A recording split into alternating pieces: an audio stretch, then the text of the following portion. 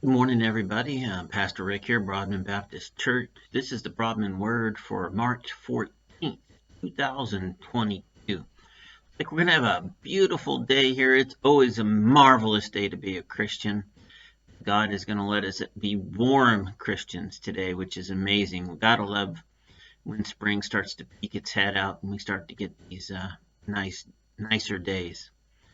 Listen, today's Broadman Word is called In His Time.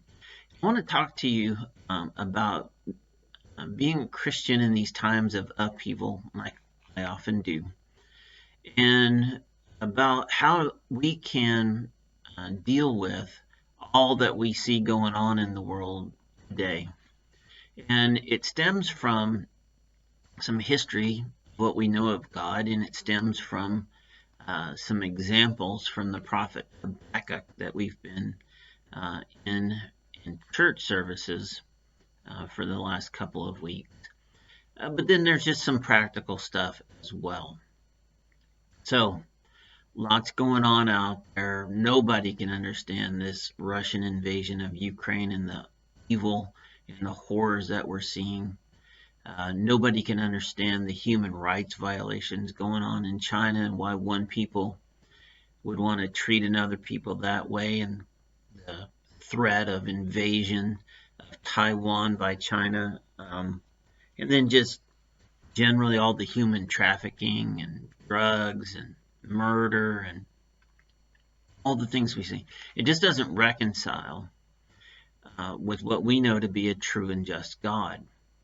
So let's take a look at the ultimate destruction of Jerusalem when the people of Jerusalem and Judah finally had to come to terms with their straying from God, sometimes their outright rejection and rebellion of God, and certainly the sin in their lives.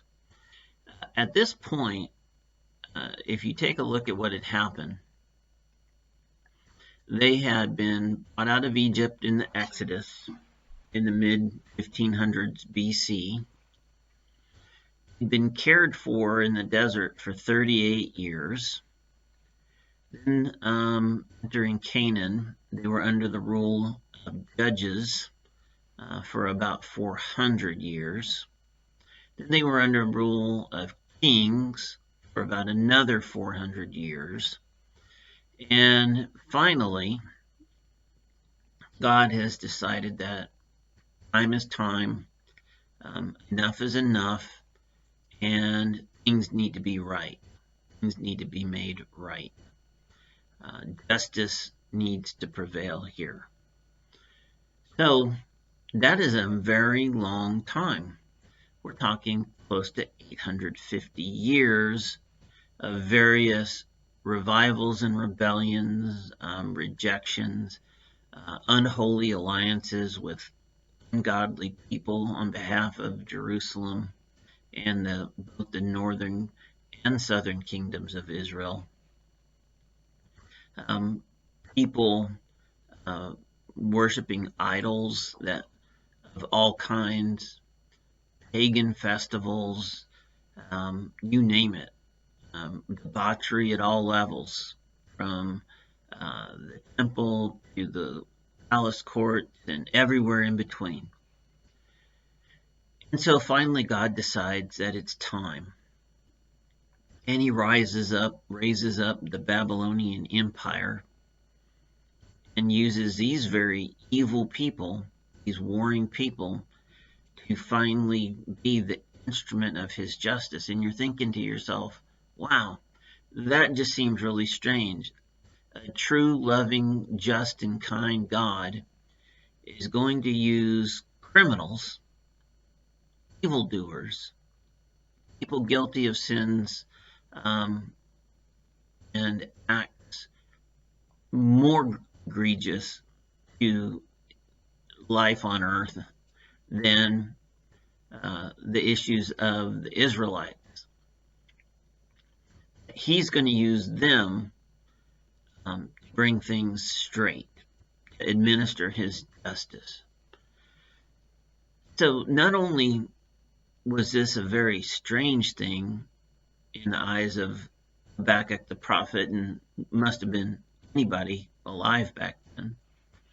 It took a really long time before God finally decided that it was time for him to intervene in the lives of the nations, to administer his justice, to make things right, to bring the people back in accord with him, and to forgive them, and for them to finally realize that they needed to be in a true covenant relationship with God. So what do we see today? We see all kinds of evil going on, not just this most recent bout.